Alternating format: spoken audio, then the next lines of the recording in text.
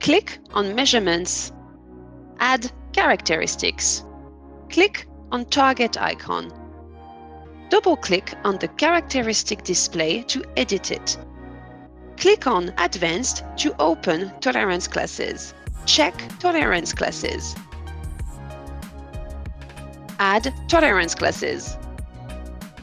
Rename. Modify values. Change colors.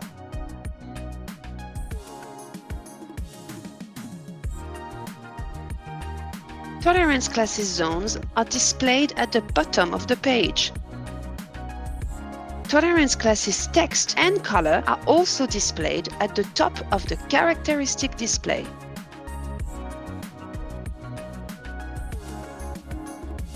Export measurements.